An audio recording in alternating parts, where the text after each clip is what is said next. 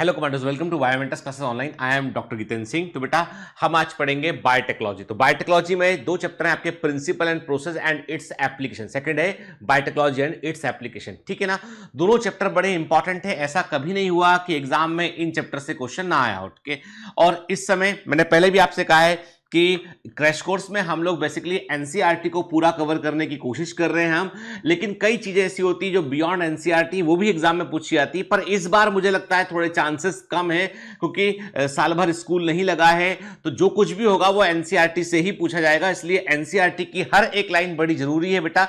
दो तीन क्वेश्चन जो थोड़े से बियॉन्ड एनसीईआरटी होते हैं, आउट ऑफ द बॉक्स होते हैं, उनकी चिंता हमको नहीं करना है। हमको चिंता करना है उन 87 या 85 क्वेश्चन की जो बिल्कुल विथ इन दी एनसीईआरटी आएंगे। ठीक है ना, क्लियर। अब इस चैप्टर में फोकस हमारा ये कि हम कॉन्सेप्ट को समझेंगे, एनसीईआरटी को पूरा लेते हुए साथ में चलेंगे हम। ठीक है ना बेटा, क्लियर है ना। तो अब आपको देखो, कई बच्चों को लगता है कि सर क्रैश कोर्स में हमको उतना फायदा, हम कैसे और फायदा उठाएं। तो मैं हमेशा कहता हूं आपसे कि थोड़ा सा पढ़कर आइए। क्लास के पहले आप जो है आ रहे हैं तो आप चैप्टर को पढ़कर रखिए। ठीक है ना, समझिए, फिर एक बार एनसीईआरटी पढ़िए, की नोट्स को पढ़िए आप अपने। ठीक है, तो आपको पूरा फायदा है। की नोट्स के बाहर कुछ नहीं जाएगा, याद रखिए। की नोट्स में आपने की नोट्स पढ़ा, गोल्डन पॉइंट पढ़ा, उसके बाहर कुछ नहीं जाएगा। आपका एनसीईआरटी ऑलरेडी इंक्लूडेड है, बहुत बेहतर प्रकार से इंक्लूडेड है। इंटरेक्टिव की नोट्स हैं, आप लिखेंगे, थोड़ा हेल्प कोशिश करेंगे ना, मजा आएगा रियली पढ़ने में। फन महसूस होगा, आपको लगेगा कि हाँ सीख रहे हैं चीजों को, और वही इंपॉर्टेंट है बेटा। ठीक है ना, फिर वही बात, कब एग्जाम होगा, आगे बढ़ेगा, सब बातें मत करो अभी। 1 अगस्त सोच के चलो, उस एग्जाम आगे बढ़ेगा बेटा। छोटा रिवीजन और करेंगे हम, टेस्ट लगा लेंगे हम, कुछ अलग से एमसीक्यू की क्लासेस लगा लेंगे आपके हम। तो आपको चिंता नहीं करना, आपको बस पढ़ते रहना बेटा। ठीक है ना, देखो ये मुश्किल वक्त है, ये भी निकल जाएगा। कठिन समय होता है, वो भी निकल जाता है। बात इतनी सी है कि हम कैसे इस समय व्यवहार करते, कैसे रिएक्ट करते हैं, ये बहुत जरूरी चीज है। ठीक है बेटा, चलिए। तो चैप्टर नंबर 1 जो हमारा है वो है बायोटेक्नोलॉजी, प्रिंसिपल एंड प्रोसेस। चलिए देखते हैं इसमें हमके सबसे पहले बेटा बात करते हैं कि what is the meaning of biotechnology, क्या होता है। तो इसकी एक बराबर प्रॉपर डेफिनेशन दी है European federation of biotechnology. Agency का नाम ध्यान रखिएगा बेटा, यूरोपियन फेडरेशन ऑफ बायोटेक्नोलॉजी ने इसकी डेफिनेशन दी है। इन्होंने कहा है the integration of natural science and organism, cells, parts thereof and molecular analogue of product and for product and services. वो कहते हैं उत्पादों के लिए, ध्यान से बात सुन के, वो क्या कहते हैं, यूरोपियन फेडरेशन ऑफ बायोटेक्नोलॉजी ने एक लाइन में पूरी बात कह दी है, उत्पादों के लिए या किसी तरह की सेवा के लिए। सेवा बोले तो पॉल्यूशन को हटाना है, ठीक है। सेवा बोले तो हमें जो है वो सीवेज वाटर को ट्रीट करना है, तो कोई तरह का उत्पाद चाहिए। अल्कोहल एक उत्पाद हो जाएगा, जो विनेगर है वो उत्पाद हो जाएगा। तो कोई हमें प्रोडक्ट चाहिए या सर्विस चाहिए, उसके लिए हम क्या करते हैं, प्राकृतिक साइंस और जीवित जीव, चाहे उनकी कोशिकाएं हो, उनके भाग हो, या उनके जो है वो मॉलिक्यूलर एनालॉग, उनके कोई मॉलिक्यूल हो, एंजाइम हो, उनका हम इस्तेमाल करते हैं प्राकृतिक साइंस के साथ में, और उतने उत्पादों और सर्विस को हम प्राप्त करते हैं। दूध से दही का जमाना भी बायोटेक्नोलॉजी का हिस्सा होता है, चीज का बनाना भी बायोटेक्नोलॉजी का हिस्सा होता है, ब्रेड का बनना भी बायोटेक्नोलॉजी का हिस्सा होता है। लेकिन ये एंशिएंट बायोटेक्नोलॉजी, ये हमारी क्लासिकल बायोटेक्नोलॉजी। ध्यान से बात सुना, बायोटेक्नोलॉजी के भी दो एस्पेक्ट हैं। क्लासिकल बायोटेक्नोलॉजी में ब्रेड का बनना, बियर का बनाना, अल्कोहल प्रोडक्शन, वो सब शामिल है। मॉडर्न बायोटेक्नोलॉजी में शामिल होता है जेनेटिक इंजीनियरिंग, आनुवांशिक अभियांत्रिकी is the part of the modern biotechnology. ठीक है, टर्म बायोटेक्नोलॉजी को दिया था कार्ल इर्की ने जो है 1919 में बायोटेक्नोलॉजी टर्म को दिया, और ऐसा कहा जाता है कि फादर ऑफ बायोटेक्नोलॉजी बोलते हैं हम कार्ल इर्की को, हम फादर ऑफ बायोटेक्नोलॉजी भी कहते हैं। ठीक है ना, तो कुछ ऐसे नॉलेज है बेटा जो आपकी ये एनसीईआरटी में नहीं रखा, this is not in NCERT, पर पता होना चाहिए आपको। ठीक है, कुछ ऐसी चीजें बेटा जो थोड़ी सी आपकी टेक्स्ट बुक में कंट्रोवर्शियल मिलेंगी, तो यहां पर हम यूनिवर्सली एक्सेप्टेड आंसर को मानेंगे, that is the Karl Ereky. ठीक है ना, अब बात करते हैं what are the principles of biotechnology, मतलब क्या। हम बात कर रहे हैं बेटा कि what are the 2 core technique of the modern biotechnology, आधुनिक हम बोलेंगे जैव प्रौद्योगिकी की बात करें हम। टेक्नोलॉजी का मतलब होता है तकनीक, ठीक है। बायो मतलब बायोलॉजिकल ऑर्गेनिज्म, तो हम जब जो है वो एक मॉडर्न, हम जो है वो एक बायोटेक्नोलॉजी की बात करेंगे, हम मॉडर्न बायोटेक्नोलॉजी की बात करेंगे, उसमें 2 कोर टेक्निक उसके अंदर शामिल होती है। पहली कोर टेक्निक जो है बेटा वो होती है genetic engineering. First core technique is the genetic engineering. पहली जो केंद्रीय तकनीक है वो होती है अनुवांशिक अभियांत्रिकी होती है बेटा। ठीक है, अब इस वर्ड का मतलब अच्छे समझेंगे बेटा। What is the meaning of term engineering, को यदि आपसे बोलता है इंजीनियरिंग वर्ड का मतलब क्या है, कि याद रखिएगा ये इस वर्ड का मतलब होता है मैनिपुलेशन, क्या चीजों को वे फेर बदल करना, मैनिपुलेशन मतलब फेर बदल करना, ठीक है, that is the engineering. And engineering word जो है इसका जो है वो सिनोनिम है वो है मैनिपुलेशन, इसका मतलब फेरबदल करना। जीन्स के लेवल पर जब हम फेरबदल करते हैं ना बेटा तो उसे हम जेनेटिक इंजीनियरिंग कहते हैं। इसमें क्या करते हैं हम, technique to alter the chemistry of genetic material है डीएनए आरएनए की जो रसायन है उसमें कुछ बदलाव करने की तकनीक को हम, जिसमें कि हम जो है क्या करते हैं, जीन के अंदर परिवर्तन करते हैं, उसे होस्ट ऑर्गेनिज्म के अंदर हम इंट्रोड्यूस करते हैं हम, और हम चाहते हैं कि मनचाहे कैरेक्टर, जो कैरेक्टर हम देखना चाह रहे हैं होस्ट के अंदर वो उसके अंदर जनरेट हो। जापान के वैज्ञानिकों ने एक जीन अंदर इंट्रोड्यूस किया, उन्होंने मछलियों को पारदर्शी बना दिया। मछली को पढ़ना है आपको तो मछली मार के खोलने की जरूरत नहीं, मछली पूरी ट्रांसपेरेंट फिश होगी, ठीक है। कुछ साइंटिस्ट ने क्या किया, उन्होंने जो है वो ऐसे जीन डाल दी टमाटर के अंदर, ऐसे जीन को ऑफ कर दिया उन्होंने जिससे टमाटर कई दिनों तक खराब नहीं होता है, ठीक है। फ्लेवर सेवर टोमेटो वैरायटी बोलते हैं उसको। तो मतलब यह है कि जीन के स्तर पर आप फेरबदल करें आप, और उससे जो है वो आप कई से जीन थेरेपी की बात करें वो भी ट्रीटमेंट के अंदर आ गया वर्ड के। तो हम कहते ये हैं कि बेटा जीन के अंदर जीन की केमिस्ट्री या जीन किससे बना होता है, डीएनए से बना होता है। डीएनए आरएनए न्यूक्लिक एसिड में यदि हम कोई परिवर्तन करें हम तो क्या है बेटा, उससे हम एक particular phenotype host organism generate करें। तो वो अब देखो, अब आपको बड़े मजे की बात बताता हूं मैं यहां पे शुरुआत में आपको बताता हूं कि अभी आपने सुना होगा कि दुनिया भर में सबसे पॉपुलर जो वैक्सीन है वो है फाइजर का वैक्सीन है, फाइजर का वैक्सीन और दूसरा है मॉडर्ना, ठीक है।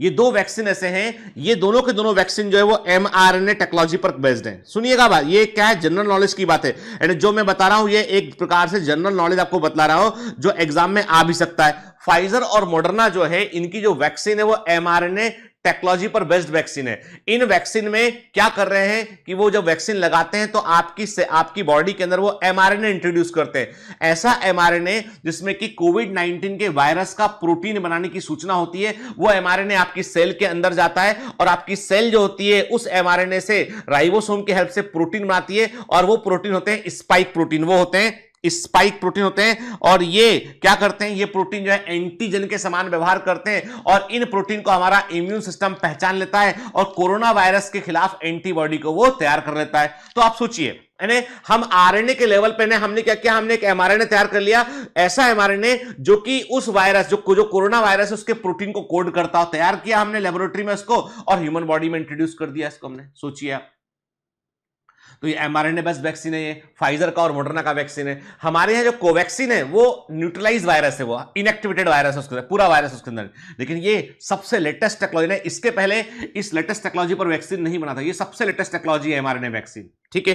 तो आप समझ रहे हैं कि जेनेटिक इंजीनियरिंग क्या होता है, जीन के लेवल पर फेरबदल करना, ठीक है। यानी हम मनचाहे, अब देखो जब फाइजर का वैक्सीन लगा तो क्या हुआ, आपका मनचाहा फिनोटाइप, क्या आपको इम्यूनिटी चाहिए थी वो मिला आपको, ठीक है। तो कहने का मतलब यह है कि ऐसी सभी टेक्निक जिसमें कि जेनेटिक मटेरियल डीएनए आरएनए में हम जो है कुछ अल्टरेशन करेंगे, परिवर्तन करेंगे, इनको होस्ट ऑर्गेनिज्म में जो इसको रिसीव करेगा उसमें डालेंगे और अपना मनचाहा कैरेक्टर प्रोड्यूस करेंगे।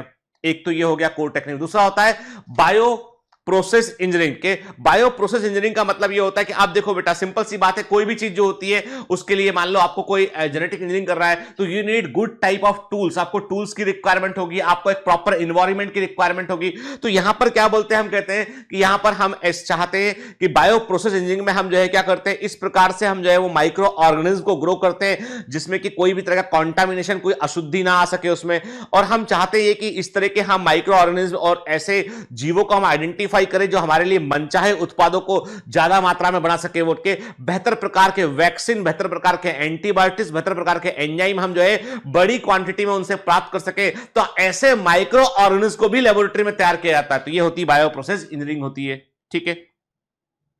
अब बड़ा सिंपल सा एमसीक्यू बेटा, आपको जो ध्यान रखना, आपको वेरी वेरी इंपॉर्टेंट पॉइंट जो दिख रहा है आपको, ये this is the very very, अरे देखो ये जो इमेजेस है उनको भी गौर से देखा करो।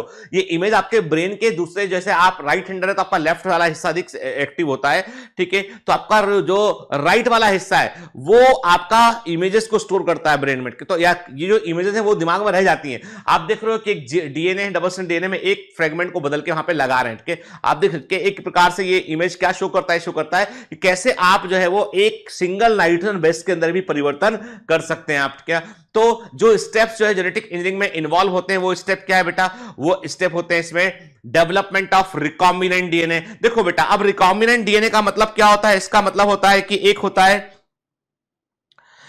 हम कहते हैं डिजायरेबल डीएनए।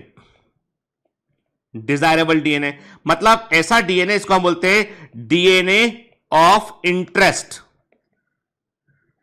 ठीक है, यानी हम जिस चाह रहे हैं कि इस डीएनए से कुछ बनना चाहिए, उससे हमने क्या बोला, डीएनए ऑफ इंटरेस्ट बोला। मतलब इसका उत्पादन है, basically we want product of, हम इसका उत्पाद चाहते हैं, हम चाहते हैं इसका उत्पाद चाहते हैं हम इसका। ठीक है, तो ये होगा डीएनए ऑफ इंटरेस्ट। लेकिन ये कैसे बनेगा, अब एश्चेरिया कोलाई बैक्टीरिया लिया हमने, एश्चेरिया कोलाई बैक्टीरिया का प्लाज्मिड बाहर निकाला हमने। प्लाज्मिड जो है बैक्टीरियल जीनोम में एक्स्ट्रा अतिरिक्त डीएनए के छल्ले होते हैं, डीएनए के सर्कल होते हैं, जो जिनको निकाल देने पर बैक्टीरिया मरता नहीं है, वो सेल्फ रेप्लिकेबल होते हैं। प्लाज्मिड निकाला, प्लाज्मिड का उपयोग हम वाहक के रूप में करते हैं, वेक्टर के रूप में करते हैं। बैक्टीरियल सेल में हमने इस डीएनए को इंट्रोड्यूस कर देंगे तो ये डीएनए अपने आप को मल्टीप्लाई कर लेगा। तो क्या किया, इस डीएनए को लिया हमने, इस डीएनए को हमने बैक्टीरिया के प्लाज्मिड में कट लगा के जोड़ दिया हमने, प्लाज्मिड को रीइंट्रोड्यूस कर दिया हमने। अब बैक्टीरिया का प्लाज्मिड जब बैक्टीरियल सेल के अंदर गया तो वो अपने आप को एक्सप्रेस करेगा, तो जो डीएनए आपने जोड़ा है वो अपने आप को एक्सप्रेस करेगा, तो प्रोटीन बनने लगेगा। क्योंकि जेनेटिक कोड यूनिवर्सल होते हैं, तो जो बैक्टीरिया के अंदर जेनेटिक कोड है वही हमारे अंदर जेनेटिक कोड है। बस डीएनए भर डाल दिया आपने तो बैक्टीरिया आपके लिए इंसुलिन का प्रोडक्शन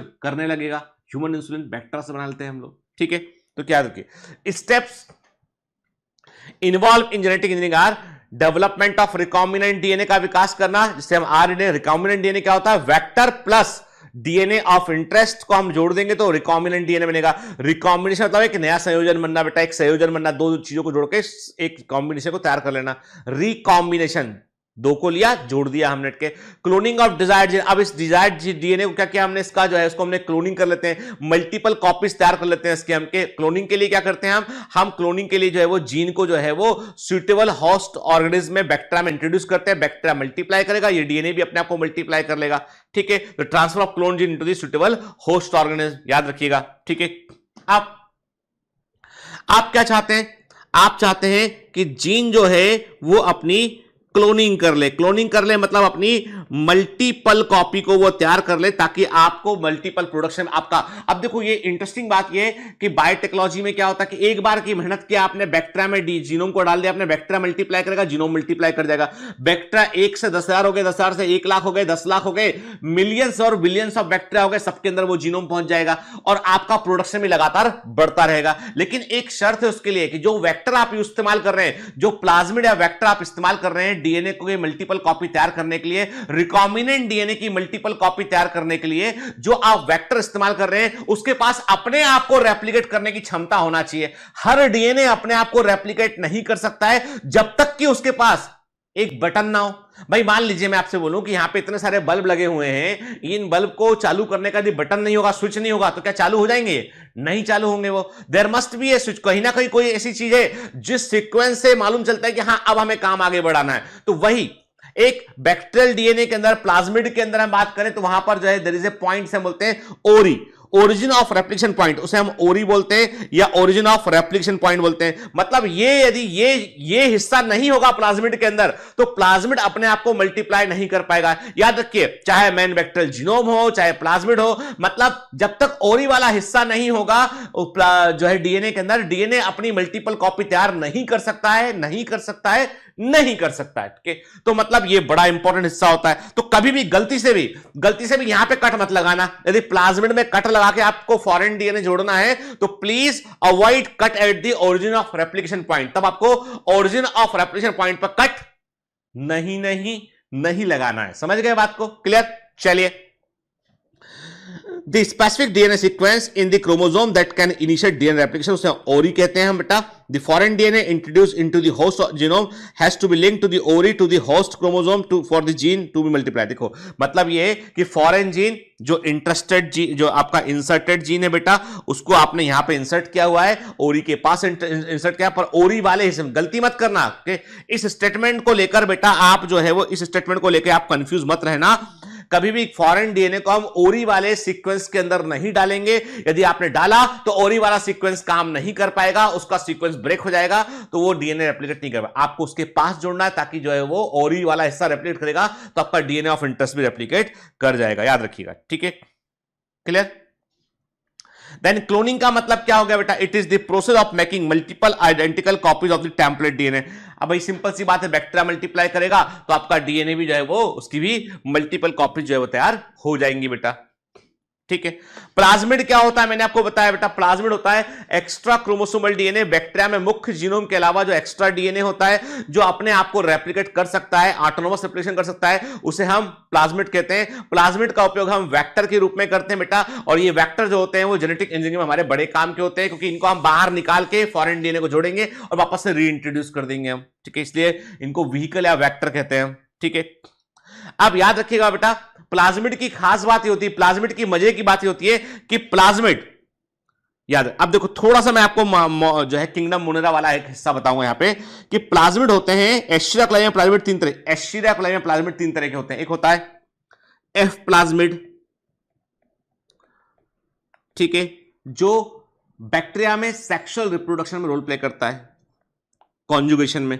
दूसरा होता है बेटा R plasmid, R plasmid drug resistance, दवाओं के लिए प्रतिरोधक क्षमता का विकास करता है। और तीसरा होता है कोल प्लाज्मिड, जो कोलिसिन नाम का टॉक्सिन प्रोड्यूस करता है, जो एस्चेरिया कोलाई की सुरक्षा करता है। तो मतलब एस्चेरिया कोलाई बैक्टीरिया जो ह्यूमन जेनेटिक इंजीनियरिंग है, मानव अनुवांशिक अभियांत्रिकी में जिस बैक्टीरिया का सबसे अधिक इस्तेमाल किया गया वो एस्चेरिया कोलाई बैक्टीरिया है बेटा। उस एस्चेरिया कोलाई बैक्टीरिया में जो है तीन तरह के प्लाज्मिड होते हैं। एफ प्लाज्मिड सेक्सुअल रिप्रोडक्शन के में रोल प्ले करता है कॉन्जुगेशन में। दूसरा होता है बेटा R plasmid drug resistance provide करता है। तीसरा होता है आपका जो है वो कोल प्लाज्मिड। तो आर प्लाज्मिड में ड्रग रेजिस्टेंस कैपेसिटी होती है, तो इनका जनरली हम इस्तेमाल करते हैं किसमें?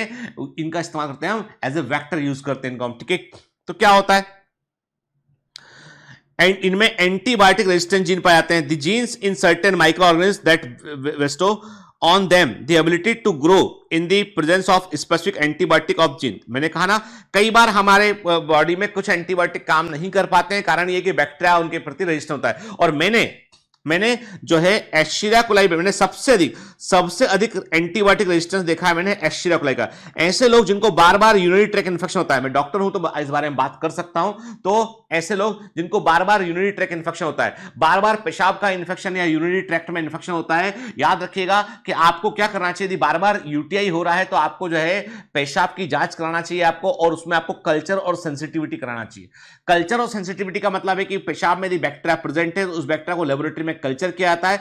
कल्चर करने के बाद उस बैक्टीरिया पर अलग अलग एंटीबायोटिक का टेस्ट लगाया जाता है। उससे यह मालूम चलता है कि कौन सा बैक्टीरिया, कितने दवाओं को वो के लिए रेजिस्टेंस है वो बैक्टीरिया, और कौन सा एंटीबायोटिक बेहतर सूट करेगा। ठीक है, तो एस्चेरिया कोलाई में ये बड़ी भारी क्षमता होती है। तो याद रखिए, अब सबसे अधिक जो प्लाज्मिड इस्तेमाल किया जाता है जेनेटिक इंजीनियरिंग, वो एस्चेरिया कोलाई का ही प्लाज्मिड होता है। ठीक है, क्या लिखा है यहाँ पे? तो कई और माइक्रो ऑर्गेनिज्म में जो है वो क्या होता है बेटा, ऐसी एबिलिटी होती है एंटीबायोटिक रेजिस्टेंस के लिए। और ये जीन्स कहां पाए जाते हैं? प्लाज्मिड पर। ऐसे प्लाज्मिड को हम आर प्लाज्मिड कहते हैं, और इनका ऐसे आर प्लाज्मिड का उपयोग ही हम जो है जीन क्लोनिंग में करते हैं। ट्रांसफॉर्मेशन जीन क्लोनिंग में हम, ट्रांसफॉर्मेशन का मतलब क्या हुआ बेटा? सिंपल सी बात है, ट्रांसफॉर्मेशन। अब यहां पे एक वर्ड आया ट्रांस, तो अब आप कंफ्यूज किससे करोगे? फ्रेडरिक ग्रिफिथ के ट्रांसफॉर्मेशन से कंफ्यूज कर जाओगे आप, ऐसा मत करना।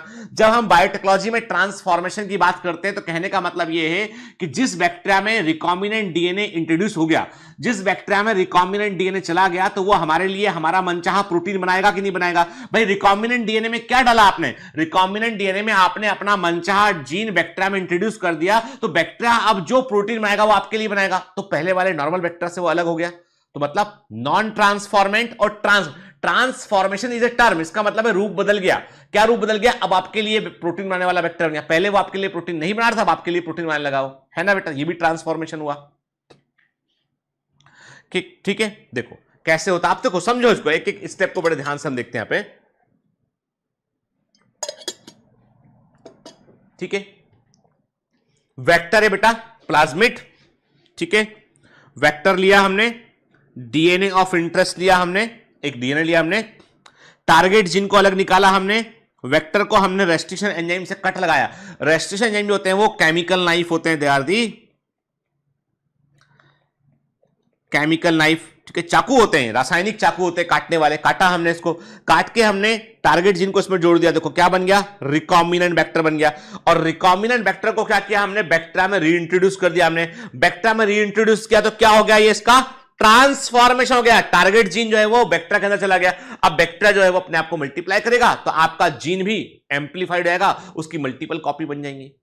देखो ना बेटा, सिंपल सा फ्लो चार्ट है और इस फ्लो चार्ट को मैं इसकी लेवलिंग हटा देता हूं। इस फ्लो चार्ट को आप जो है वो दिमाग में रखना बेटा, ये फ्लो चार्ट आपको एकदम दिमाग में रहना चाहिए। इसका आप जो है वो स्क्रीनशॉट जो है इसका ले लीजिएगा बेटा, ठीक है ना। तो ये हम फ्लो चार्ट को देख रहे हैं बेटा, यहाँ पे ना मैं इसकी लेवलिंग सब हटा देता हूं उसकी, ठीक है ना। इसका बेटा आप स्क्रीनशॉट ले लीजिए एक, और बड़ा इंपॉर्टेंट के, और हो सके तो एक बार कॉपी में ऐसी बना लेंगे रफ सा, यार क्या दिक्कत है ना, तो याद रह जाएगा हमको, है ना बेटा, ठीक है, कि ट्रांसफॉर्मेशन क्या होता है, टारगेट जीन, लाइगेट। अब देखो दोनों को जोड़ने के लिए क्या होगा, यहां जोड़ने के लिए यहां पे नाम एंजाइम लगेगा, डीएनए लाइगेज एंजाइम जो होता है, that is the chemical glue. ये केमिकल ग्लू रासायनिक गोंद होता है, and this is the chemical और जेनेटिक नाइफ होता है, ये रेस्टिंग एंजाइम, ठीक है, चाकू होता है काटने वाला और जोड़ने वाला, वो चाहिए हमको, ठीक है ना। अब रेस्ट्रिक्शन एंजाइम क्या होता है, रेस्ट्रिक्शन एंजाइम। अब देखो सिम नाम से आप देखो, नाम खुद बोलता है, वो कहता है कि मैं एक ऐसा एंजाइम हूं ये कहता है कि मैं एक ऐसा एंजाइम हूं जिसकी एक्टिविटी है प्रतिबंधित, मतलब जिसकी एक्टिविटी है रेस्ट्रिक्टेड, मतलब हर किसी को नहीं काटेगा ये, ठीक है।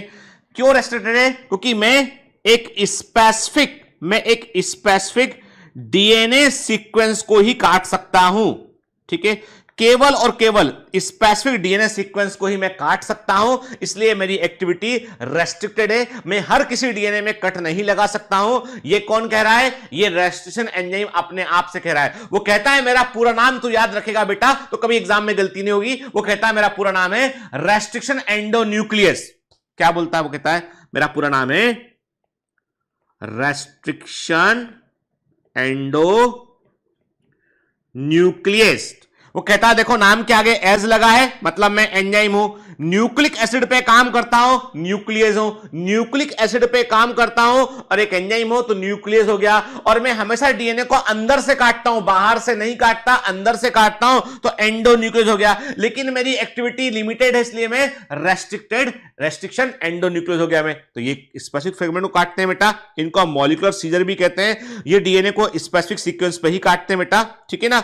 ये डीएनए को हर कहीं से नहीं काटते, स्पेसिफिक लोकेशन पे काटते हैं। और याद रखना जिन स्पेसिफिक, अब देखो एमसीक्यू है एग्जाम का, जिन स्पेसिफिक लोकेशंस पर रेस्ट्रिक्शन एंडोन्यूक्लियस एंजाइम कट लगाते हैं उनको बोलते हैं हम पैलिंड्रोमिक सीक्वेंस। क्या बोलते हैं उनको बेटा, उनको हम पैलिंड्रोमिक सीक्वेंस कहते हैं, उनको हम पैलिंड्रोमिक सीक्वेंस कहते हैं, पैलिंड्रोमिक क्रम कहते हैं उनको हम बेटा, ठीक है। देखिए ना, याद रखिएगा। फिर डीएनए लाइगेज वो एंजाइम होता है जो दो स्ट्रैंड को आपस में, डीएनए के स्ट्रैंड को आपस में जोड़ सकता है, मतलब ये फास्फोडाइस्टर बॉन्ड को बना सकता है। और ये एंजाइम केमिकल ग्लू या जेनेटिक ग्लू के रूप में ये काम करता है। मतलब genetic engineering is not possible, अनुवांशिक अभियांत्रिकी संभव ही नहीं है, काटने वाला ना हो, चिपकाने वाला ना हो। आ रही बस में क्या बोल रहा हूं आपसे, कि यदि काटने वाला ना हो और जोड़ने वाला ना हो, द इंजीनियरिंग और मैनिपुलेशन इज नॉट पॉसिबल। इसका मतलब the core enzyme, the most important enzyme in genetic engineering is the, क्या बात है, आप सीख गए हैं अच्छे से। जोर से बोले क्या होंगे एंजाइम, वो रेस्ट्रिक्शन एंडोन्यूक्लियस एंड लाइगेज, ठीक है। फिर बात करते हैं हम क्लोनिंग के। मैंने आपको बताया सेल की, ऑर्गेनिज्म की जेनेटिकली आइडेंटिकल कॉपी से हम जीन को मल्टीप्लाई कर लेंगे, दैट इज दी क्लोनिंग होगा बेटा, वो है ना, ठीक है। वेक्टर क्या होते हैं, मैंने बताया प्लाज्मिड का इस्तेमाल हम वेक्टर के रूप में करते हैं। ये वो होते हैं जिनको हम वेक्टर सेल से बाहर निकालते हैं, फॉरेन डीएनए को उसमें जोड़ते हैं, डीएनए ऑफ इंटरेस्ट को इनमें जोड़ते हैं हम, और उसको वापस में हम इसको रीइंट्रोड्यूस करते हैं। और ये रिकॉम्बिनेंट डीएनए बनाने में बड़े इंपॉर्टेंट टूल है। रिकॉम्बिनेंट डीएनए के लिए कंपोनेंट क्या चाहिए आपको, वेक्टर चाहिए आपको, और चाहिए आपको डीएनए ऑफ इंटरेस्ट चाहिए आपको, ठीक है। अब किसी भी जीव का यदि जेनेटिक मॉडिफिकेशन करना हो, याद रखिए जिसके अंदर आपने रिकॉम्बिनेंट, कोई भी जीव जिसके अंदर आपने रिकॉम्बिनेंट डीएनए को आपने इंट्रोड्यूस कर दिया, कोई भी जीव जिसमें आपने रिकॉम्बिनेंट डीएनए को इंट्रोड्यूस कर दिया ना, उसके लिए आप क्या वर्ड यूज करेंगे? उसको आप बोलेंगे जेनेटिकली मॉडिफाइड ऑर्गेनिज्म बोलेंगे। उसको आप क्या बोलेंगे? उसको आप जीएमओ बोलेंगे। जीएमओ का फुल फॉर्म क्या होता है? जेनेटिकली मॉडिफाइड ऑर्गेनिज्म, अनुवांशिक रूपांतरित जीव बोलेंगे उसको आप। क्लियर? तो क्या स्टेप होते हैं इसके? सबसे पहले, अब बड़े ध्यान से एक एक चीज को बेटा देखो, ऐसा है कि यदि आप इसको चैप्टर को बहुत बर्डन समझ के, कठिन है, बड़ा है, नहीं बनेगा, ये सोच के पढ़ोगे तो मजा नहीं आएगा।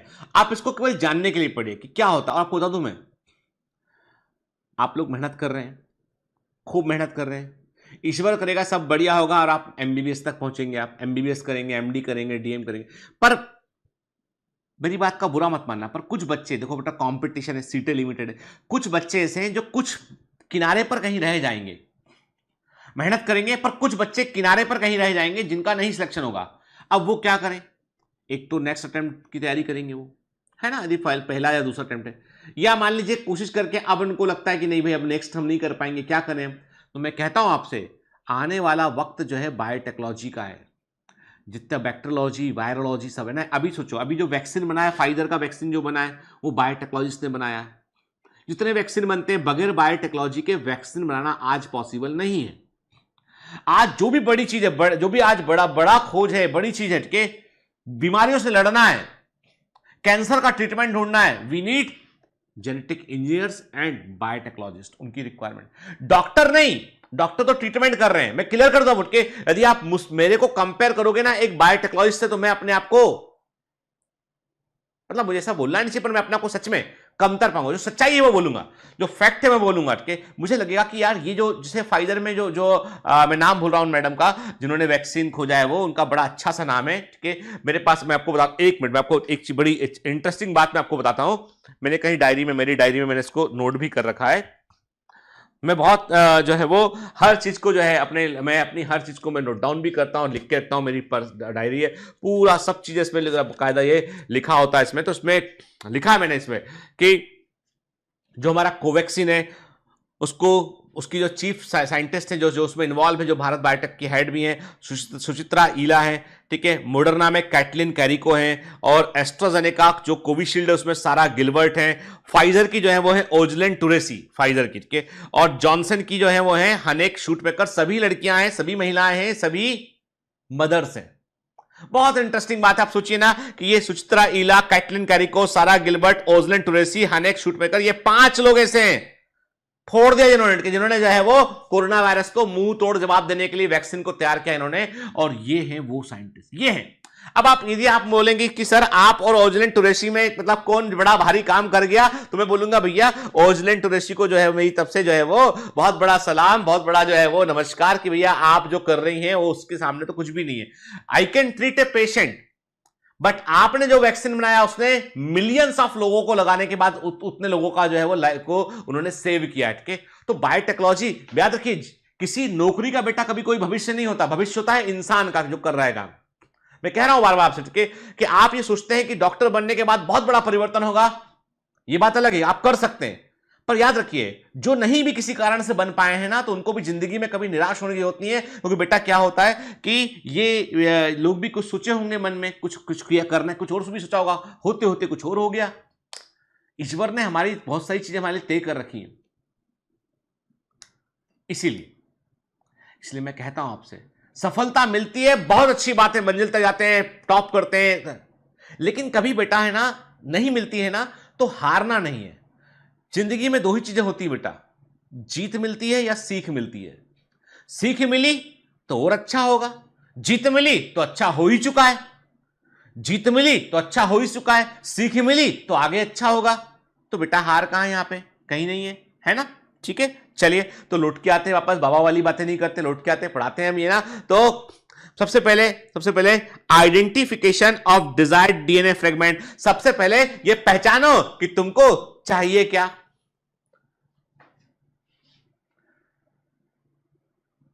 आज हालत ये है, वैक्सीन की बात करें, आज ये हालत है कि लोगों से जैसी वैक्सीन, अभी वैक्सीन अवेलेबल नहीं है, हर आदमी फड़फड़ा रहा है कि वैक्सीन नहीं मिल रही, वैक्सीन नहीं मिल रही, वैक्सीन मिलेगी तो लगवाएंगे। जैसी वैक्सीन अवेलेबल है तो क्या पूछेगा मालूम है, कोवैक्सीन लगवाऊं कि कोविशील्ड लगवाऊं सर? सर कोविशील्ड या कोवैक्सीन, और नहीं मिलती है और वैक्सीन नहीं मिल रही है। तो मेरे को वो बात, कई लोग ऐसे होते हैं जिनकी अरेंज मैरिज होती है ना। अब देखो इस बात को ऐसा अदरवाइज मतलब, पर मैं एग्जांपल दे रहा हूं कि जिनकी अरेंज मैरिज होती है, तो कई लोग क्या होते हैं, लड़के होते कई भाई नौकरी कर रहे हैं कहीं पे, कहीं बैंक कहीं जॉब लग गया, कहीं पे कुछ जॉब लग गया, अब वो लड़की ढूंढ रहे हैं उनके लिए। अब वो जाते हैं देखने के, भाई लड़की के घर देखने जाते हैं। अब बहुत तमाशे होते हैं भाई, ऐसा नहीं है, अपने समाज में बहुत तमाशे हैं इस तरह के।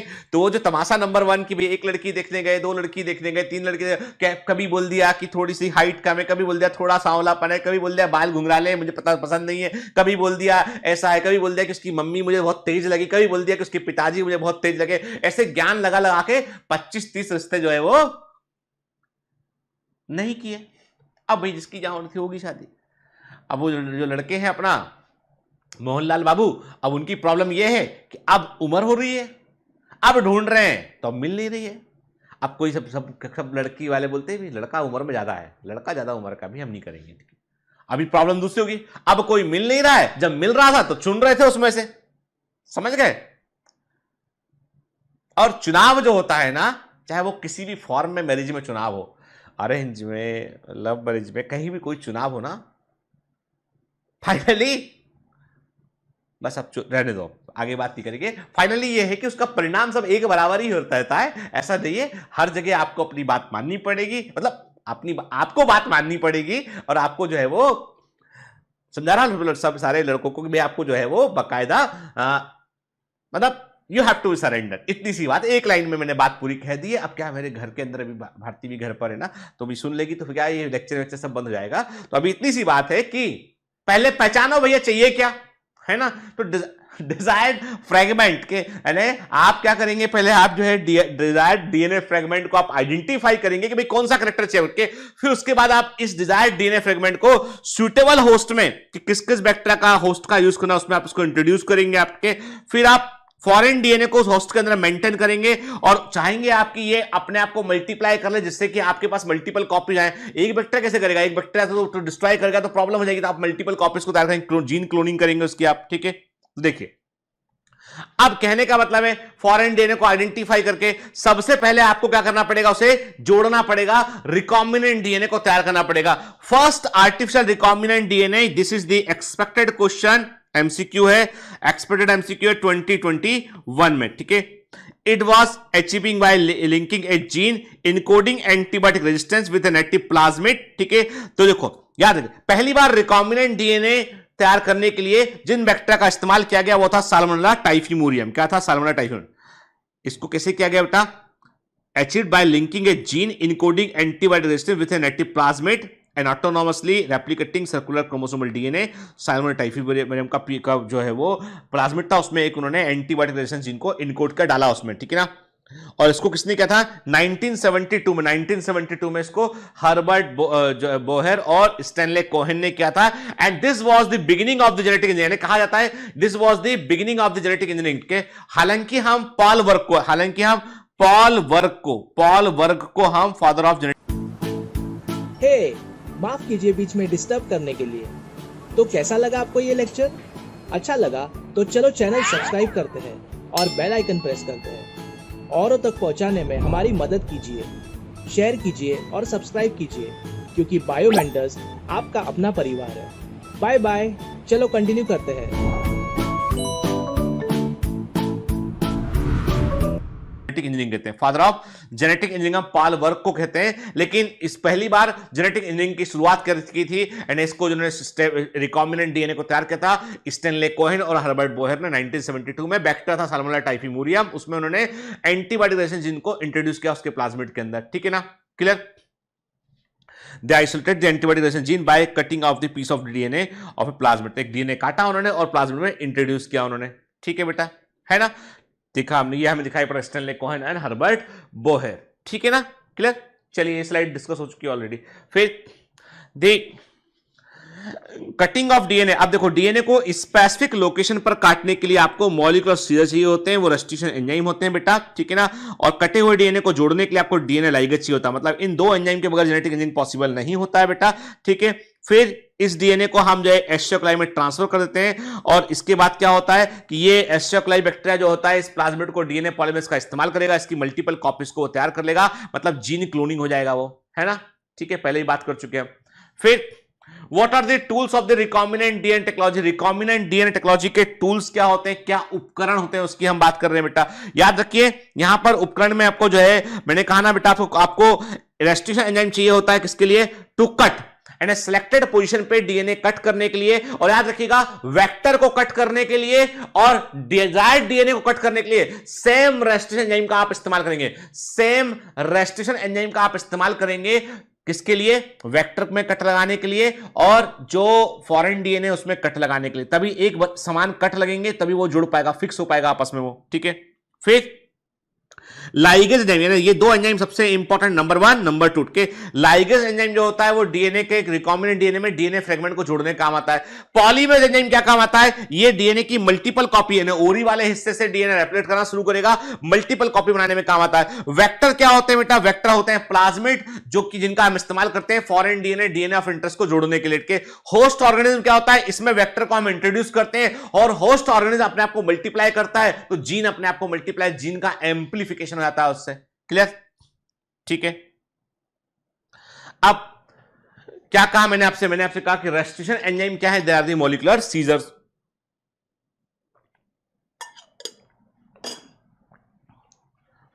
दे are used to cut DNA. अब ध्यान रखिए, ये स्पेसिफिक सीक्वेंसेस को पहचानते हैं बेटा, इन सीक्वेंसेस को हम बोलते हैं पैलिंड्रोमिक सीक्वेंस, इनको बोलते हैं पैलिंड्रोमिक सीक्वेंस कहते हैं, ठीक है। जैसे कि हम लिखें ऐसा,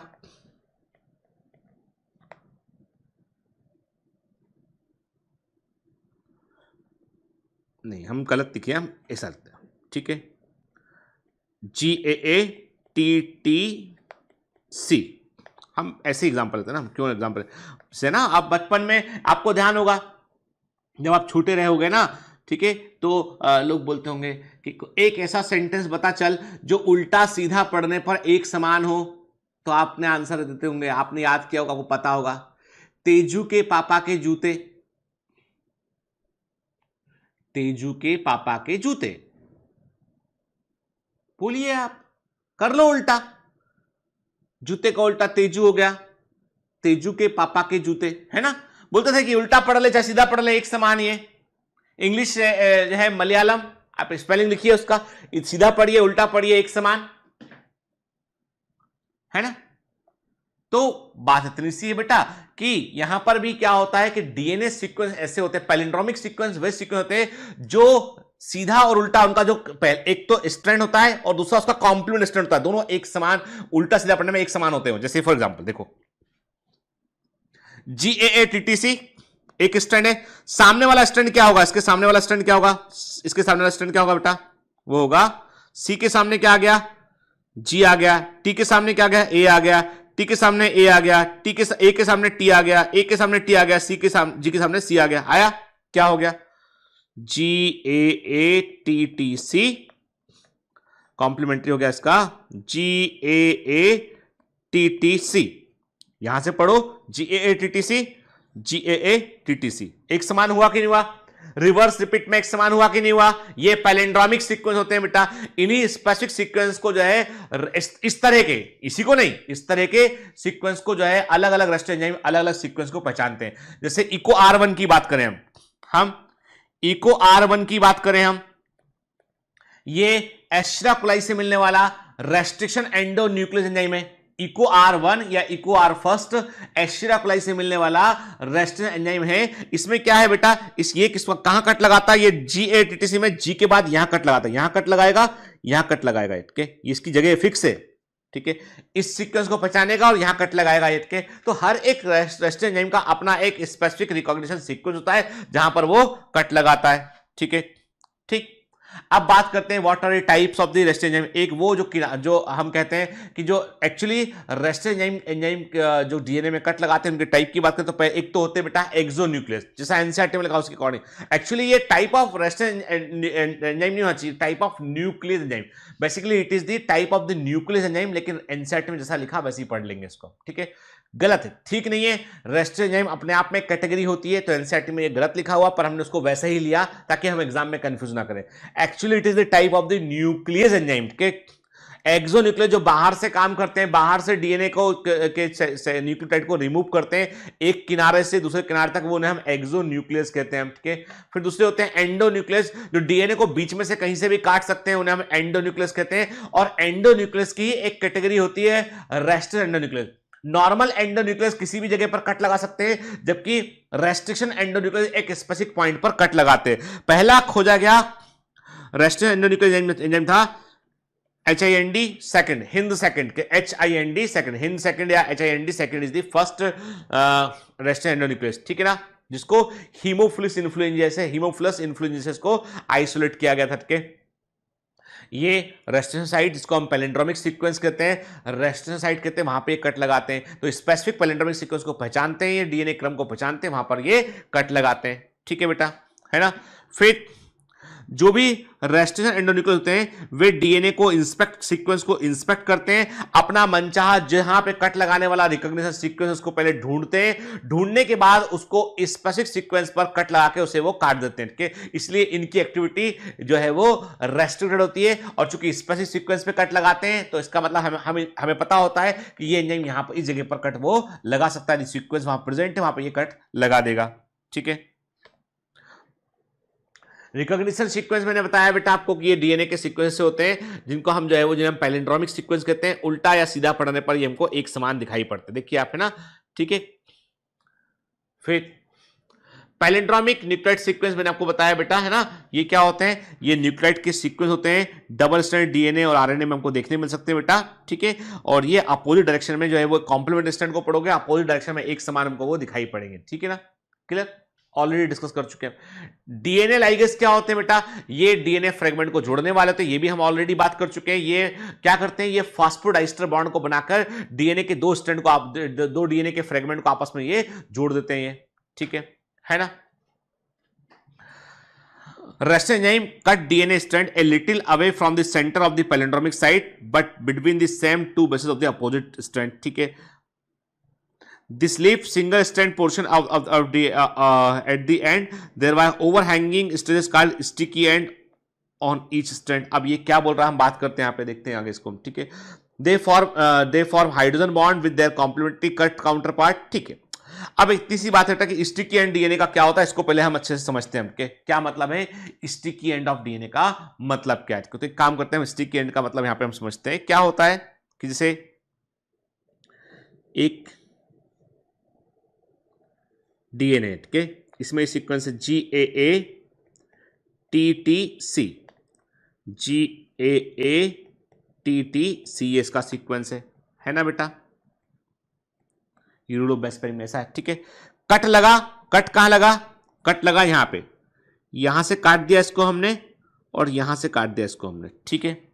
जब इसके टुकड़े हुए दो हिस्से इसके कट लगाने के बाद कट लगाए, क्योंकि ये किसने कट लगाया, इसको कट लगाया इको R1 ने इसको कट लगाया, कट किसने लगाया, इको R1 ने इसको कट लगाया, ठीक है। रेस्ट्रिक्शन एंडोन्यूक्लियोटाइड कट लगाया, किसको कट लगाया, GAA TTC सीक्वेंस। ये सीक्वेंस याद रखना, यही एग्जाम में बार बार आता है, इसलिए बार बार बोल रहा हूं कि GAA TTC सीक्वेंस में G के बाद कट लगाया किसने, इको R1 ने, जगह फिक्स कट लगाने की, ठीक है। अब परिणाम क्या हुआ, परिणाम ये हुआ यहां पर कि मैं इसको यहां पे ले लेता हूं, यहां ले लेता हूं उसको, ठीक। क्या परिणाम हुआ इसका, जो सीक्वेंस बना वो कैसा बना, ठीक है, देखिएगा आपको समझ में आएगा। चलो मैं बना लेता हूं,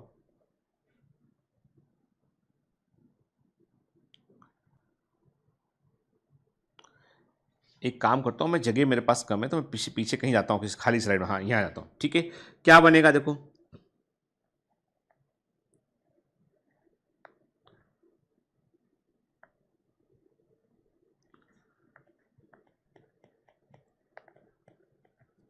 देखो क्या हुआ, कट लगा, कट कहां लगा, ये सीक्वेंस क्या था, यहां था G, यहां कट लग गया था, ठीक है,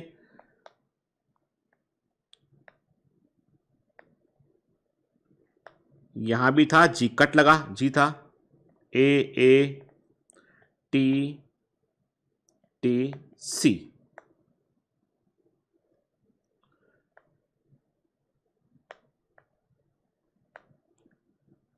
ए ए टी टी सी। देखो बेटा, अब गौर से देखो जरा, आपके क्या हो रहा है, यहां कट लगा, दोनों डीएनए फ्रेगमेंट को अलग अलग कर लिया, ये क्या है, फ्रेगमेंट नंबर 1 है, ये फ्रेगमेंट नंबर 2 है, कट गया ना डीएनए, वो काट देना आपने के। अब यहां पे क्या देख रहे हो आप देख रहे हो unpaired nucleotide, unpaired nucleotide, unpaired nucleotide, unpaired nucleotide, देख रहे हो आप, unpaired nucleotide, unpaired nucleotide, unpaired nucleotide. आप बोलोगे पेयर्ड तो, अरे पेयर्ड नहीं, अलग हट गया वो तो, अब अलग हट जाएगा ना, इसको अलग खुल गया, अलग हट जाएगा हट के। तो क्या किया आपने, GAATTC में काटा आपने। अब आप क्या बोल रहे हो, आप बोल रहे हो कि कुछ हिस्सा ऐसा है इसका जो बाहर निकला हुआ है सिंगल स्ट्रैंड के समान, इस डीएनए का कुछ देखो आप, है ना बाहर निकला, इस डीएनए का भी ये हिस्सा बाहर की ओर निकला हुआ है। These are the sticky ends, ये हैं चिपचिपे सिरे, स्टिकी एंड्स हैं। क्यों स्टिकी एंड्स हैं, क्योंकि दोबारा जुड़ जाएंगे यदि आपने इनको हटाया। जैसे ही आपने काटने के बाद आपने एल्कलाइन फॉस्फेटेज एंजाइम से सिरे का फॉस्फेट नहीं निकाला, सुनिए बात, मैं थोड़ा डिटेल में बता रहा हूं बोल के। जैसे कट लगाते हो, कट लगाने के बाद तुरंत आप एक दूसरा एंजाइम लेते हो, एल्कलाइन फॉस्फेटेज, और सिरे के फॉस्फेट को हटा देते हो। जैसे सिरे का फॉस्फेट हटेगा ना, तो फॉस्फोडाइस्टर बॉन्ड बनना रुक जाएगा, तो ये जुड़ नहीं पाएगा। नहीं तो क्या होगा, काटोगे फिर जुड़ जाएगा, काटोगे फिर जुड़ जाएगा, तो आप क्या, आप कब तक खेल करते रहोगे ये, है ना। तो काटने के बाद या तो आपको तुरंत अलग अलग कर देना है, लेकिन अलग अलग तुरंत करना पॉसिबल कई बार नहीं होता, क्योंकि ये तो हाइड्रोजन बॉन्ड है, कट लगाया आपने, हटाया, फिर दोबारा बॉन्ड बन गया वो, तो क्या करोगे आप कट लगा के एल्कलाइन फॉस्फेट एंजाइम यूज करके सिरे का फॉस्फेट हटा दोगे, अब जो है दोबारा वो रिबाउंड नहीं कर पाएगा। तो ये स्टिक एंड होते हैं, इनको हम जो है, और इन्हीं एंड के थ्रू ये आपस में जुड़ जाता है। तो ऐसे स्टिक एंड हम किसमें प्रोड्यूस करेंगे, सेम टाइप ऑफ एंजाइम इस्तेमाल करेंगे हम, डिजायर्ड डीएनए, उस डीएनए को काटने के लिए जिसको हमें जोड़ना है इसमें। ये मान लो ये प्लाज्मिड था, कट लगाया प्लाज्मिड में, 2 स्टिक एंड मिल गए हमको। अब हमने जो हमारा डीएनए ऑफ इंटरेस्ट था, जिस फॉरेन डीएनए को मैं इंट्रोड्यूस करता हूं, उसमें भी हमने सेम एंजाइम इसको कट लगाया, तो सेम टाइप के स्टिकी एंड बनेंगे। अब जुड़ जाएगा, उसको यहां लाओगे, जोड़ देगा, जुड़ जाएगा वो, है ना बेटा। चलिए क्लियर, तो हमें पैलेंडोमिक सीक्वेंस की बात समझ में आई हमको, है ना बेटा। ठीक है, तो स्टिकी एंड्स क्या था उसको समझा हमने। देखो ध्यान से, फॉरेन डीएनए, वेक्टर डीएनए, आपने कट लगाया, कट लगाने के बाद लाइगेज एंजाइम यूज किया आपने, रिकॉम्बिनेंट डीएनए मॉलिक्यूल बन गया, बनने के बाद उसको अपने वेक्टर सेल में इंट्रोड्यूस किया आपने, वेक्टर सेल में इंट्रोड्यूस किया, ट्रांसफॉर्मेशन बोला इसको, अपने वेक्टर सेल मल्टीप्लाई की, जीन क्लोनिंग हो गई, जीन आगे बढ़ गया, है ना। ठीक है, फिर देखो, अब आपने जो डीएनए फ्रेगमेंट आपने निकाला है, सेपरेट किया है, आइसोलेट किया आपने, उसको आपको क्या कर, अब देखो सिंपल सी बात है कि आपको जेनेटिक इंजीनियरिंग में सबसे पहला स्टेप क्या था, जो आपके इंटरेस्ट का डीएनए था उसको पहले तो आइसोलेट करो, निकालो, पता लगाओ कि आप चाहते क्या हो। चाहते हो तो उस डिजायर्ड डीएनए को निकालना पड़ेगा, तो मतलब आपको separation and isolation of DNA fragment करना पड़ेगा, और इसके लिए आपको एक मशीन का सहारा लेना पड़ेगा, वो है जेल इलेक्ट्रोफोरेसिस की। फोरेसिस सेपरेट करना, अलग अलग करना, छांटना, ठीक है। इलेक्ट्रो, बिजली का इस्तेमाल करना, जेल, जेली मीडियम का यूज करना, तो जेल यहां पे एगेरोज नाम का जेल इस्तेमाल करेंगे, इलेक्ट्रिक करंट का इस्तेमाल, इलेक्ट्रोड का यूज करेंगे। डीएनए पर नेगेटिव चार्ज होता है, तो ये पॉजिटिव चार्ज एनोड की ओर मूव करता है, डीएनए पॉजिटिव चार्ज एनोड की ओर मूव करेगा, ठीक है, क्लियर। और अब क्या करेंगे हम, जेल इलेक्ट्रोफोरेसिस करेंगे। तो इलेक्ट्रोफोरेसिस में क्या होता है बेटा, कि हम जो है वो एक मशीन होती है, इलेक्ट्रोफोरेसिस मशीन बोलते हैं, उसमें हम मीडियम के तौर पे जेल का इस्तेमाल करते हैं। याद रखिएगा, प्रोटीन को सेपरेट करने के लिए हम पॉलीएक्राइलेमाइड जेल का इस्तेमाल करते हैं हम, और डीएनए को सेपरेट करने के लिए हम जो है एगेरोस जेल का इस्तेमाल करते हैं हमके। तो पॉलीमर जेल होती है जिसमें बारीक बारीक छेद होते हैं, इलेक्ट्रिक फील्ड लगाने पर जो है उन छेद से डीएनए मूव करता हुआ आगे पहुंचता है। जितना छोटा डीएनए फ्रेगमेंट होगा उतना तेज मूव करेगा, करंट के अकॉर्डिंग उतना तेज मूव करेगा, वो करंट का इफेक्ट होगा। अब चूंकि जेली मीडियम है तो एकदम तेजी से डीएनए मूव नहीं कर सकता है, तो क्या होगा, धीमे धीमे छेद से पार करता आगे बढ़ेगा वो। तो जेली में सबसे आगे जो डीएनए पहुंचेगा छोटा होगा, सबसे भारी डीएनए का पीस जो है पीछे रह जाएगा वो, ठीक है। साइज के अकॉर्डिंग, और जेल क्या यूज कर रहे हैं, साइज क्या, उसके अकॉर्डिंग ये डीएनए फ्रेगमेंट जो आगे मूव करते हैं, ठीक है ना। तो स्मॉलर डीएनए फ्रेगमेंट दूर तक मूव करते हैं लार्ज डीएनए फ्रेगमेंट की तुलना में के, और जनरली हम most of the DNA electrophoresis में जो जेल इस्तेमाल करते हैं उसे एगेरोजेल कहते हैं, जो कि हमको रेड एल्गी से मिलने वाला अगार अगार मीडियम से मिलता है, सीवीड से हमको ये मिलता है। ठीक है, क्लियर। फिर अब हमको देखना है डीएनए फ्रेगमेंट को कैसे देखेंगे हम डीएनए फ्रेगमेंट को सीधा नहीं देख सकते हैं, उसके लिए हमें एक स्टेन का इस्तेमाल करना पड़ेगा, वो है ethidium bromide. Very very important, exam का क्वेश्चन रिपीट होगा ये क्वेश्चन, मैं कह रहा हूं बेटा इंपॉर्टेंट है। किस आप स्टेन का इस्तेमाल करेंगे डीएनए को देखने के लिए, किस स्टेन का आप इस्तेमाल करेंगे? इथ्रीडियम ब्रोमाइड का यूज करेंगे, लेकिन इसको देखने के लिए आपको अल्ट्रावायलेट लाइट की रिक्वायरमेंट होगी। ठीक है, इथ्रीडियम ब्रोमाइड का इस्तेमाल करेंगे, अल्ट्रावायलेट लाइट में हम डीएनए को देख पाएंगे, इसे चमकते हुए डीएनए हमको ये दिखाई पड़ेगा। ठीक है, अंडर दी अल्ट्रावायलेट लाइट में। ठीक है,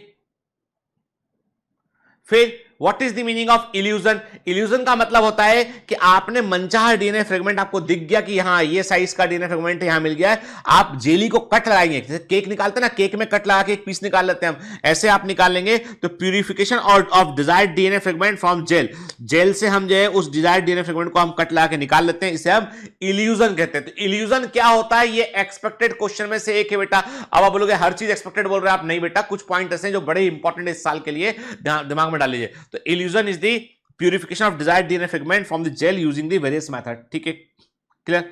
अब क्लोनिंग वेक्टर में सबसे कॉमन, अब देखो क्या क्या क्लोनिंग वेक्टर क्या क्या होते हैं। क्लोनिंग वेक्टर होते हैं plasmid is a cloning vector. ठीक है, आपको पता है जो आपका जो वैक्सीन है, अब नाम सुनिए, आप चूंकि सुन रहे हैं इसलिए बता रहा हूं आपको बार बार चीजें, जो आपका वैक्सीन है क्या नाम है उसका? कोविशील्ड। एस्ट्राजेनेका का वैक्सीन है। कोविशील्ड में एडिनो वायरस का इस्तेमाल किया गया है। कोविशील्ड में एडिनो वायरस का इस्तेमाल किया गया है। इस एडिनो वायरस को चिंपैंजी से लिया गया है, चिंपैंजी से इस वायरस को लिया गया है। इस वायरस में एक जो है वो जीनो, इसके आरएनए के अंदर जो है ये कॉमन फ्लू है ना, ये सामान्य जुकाम का वायरस है जो ह्यूमन पर जनरली अटैक नहीं करता है, ये जनरली ह्यूमन पर अटैक नहीं करता है। चिंपैंजी का फ्लू वायरस है, ये चिंपैंजी का कॉमन कोल्ड का वायरस है। इस एडिनो वायरस को लिया और इसके में उन्होंने एक आरएनए में चेंज करके इसके अंदर डाल दिया। अब ये वेक्टर के रूप में काम कर रहा है आपकी बॉडी में। मतलब जब ये कोविशील्ड का वैक्सीन आपको लगता है ना, तो जिंदा वायरस, एक्टिव वायरस, जो एक्टिव, जिंदा नहीं बोले, एक्टिव वायरस आपकी बॉडी में अंदर जाता है और ये आपकी सेल पे अटैक करता है और आपकी सेल के अंदर अपना आरएनए छोड़ देगा। उस आरएनए में सार्स, या हम बोले सार्स कोव-2 या कोविड-19 के वायरस की सूचना है उसमें, वो आरएनए आपकी सेल के अंदर गया, उसने प्रोटीन को बनाया। नए वायरस जो बनेंगे उसमें कोविड-19 के वायरस का एक प्रोटीन का हिस्सा होगा। आपकी बॉडी झट पहचान लेगी इसको कि कुछ गड़बड़ है भाई, एंटीबॉडी चालू करो एंटीबॉडी, तो इम्यूनिटी बॉडी में बनने लगेगा। वो कहते हैं कि भाई सिंपल सी बात है कि ये जो एडिनो वायरस है इसके लिए इम्यूनिटी, वो इम्यूनिटी बनती है कोविड-19 के वायरस के लिए। कैसे बनती है? Adeno virus is a vector for your body. आपकी बॉडी में वेक्टर के रूप में एडिनो वायरस यूज किया, क्योंकि एडिनो वायरस ने एक ऐसा आरएनए कैरी कर रहा है जो कि कोविड-19 के वायरस के आरएनए के समान है और वैसा प्रोटीन वो प्रोड्यूस करेगा लिमिटेड अमाउंट में, जिससे कि जो है वो आप बीमार ना पड़े पर आपको इम्यूनिटी मिल जाए। फिर एक वैक्सीन और है स्पुतनिक वी या स्पुतनिक 5 कहते हैं। रशिया का वैक्सीन है, पहला दुनिया का वैक्सीन है जो सबसे पहले रशिया ने क्लेम किया था, स्पुतनिक 5 या स्पुतनिक वी। उसमें भी एडिनो वायरस यूज किया उन्होंने, लेकिन वो adeno virus human adeno virus है, वो फर्क है, वो ह्यूमन एडिनो वायरस है। ठीक है, तो ये एडिनो वायरस वाली वैक्सीन में वेक्टर यूज हो रहा है। ये सब चीजें बड़ी कॉमन से नॉलेज की, जनरल नॉलेज की चीजें, कॉमन चीजें हैं जो लोगों को पता है, पता आपको होना चाहिए। क्योंकि एग्जामिनर यदि मान लो कभी कोई क्रिएटिव टाइप का एग्जामिनर होता है, ऐसे एक दो क्वेश्चन आपसे पूछ लेगा, कोई कॉमन सेंस की चीजें पता है। ठीक है, being a student of biology आपको ये सब चीजें पता होना चाहिए। ठीक है, जब आप बायोलॉजी के स्टूडेंट होकर मुझसे पूछते हैं वैक्सीन से ये, वैक्सीन से सर क्या जो है वो वैक्सीन लेने के बाद ऐसा हो जाएगा, क्या वैक्सीन लेने के बाद वैसा? अरे भाई सिंपल सी बात है, कैसे हो जाएगा? वैक्सीन का भी अपना एक साइंस होता है जो हम ऑलरेडी पढ़े हुए हैं बेटा। ठीक है, हाँ कुछ लोगों में वैक्सीन के एडवर्स इफेक्ट हो सकते हैं, रेयरेस्ट ऑफ रेयर इफेक्ट होते हैं, वो बॉडी के हमारे इम्यूनिटी के गलत प्रकार से रिस्पॉन्ड करने के कारण होते हैं, लेकिन ऐसा 99.99% लोगों में नहीं होता है। ठीक है, चलिए, ये जो रिस्क है, सड़क पे जब आप गाड़ी लेके निकलते हैं गाड़ी से आपने कहा बरजू की दुकान से मैं किराने का सामान ले आता हूं, कार अपनी जो है बाइक निकाली, स्कूटी निकाली आपने, जितना रिस्क उस स्कूटी पर बैठ के किराने की दुकान से घर लौट के आने का है ना, उससे कम रिस्क वैक्सीन का है। समझ गए बात को? उससे कम रिस्क वैक्सीन का है। ठीक है, चलिए क्लोनिंग वेक्टर की बात तो मैंने कहा प्लाज्मिड का इस्तेमाल करते हैं हम, वायरसेस का इस्तेमाल करते हैं, यहाँ पे क्लोनिंग वेक्टर के रूप में वायरस भी यूज करते हैं बेटा हम, ठीक है ना।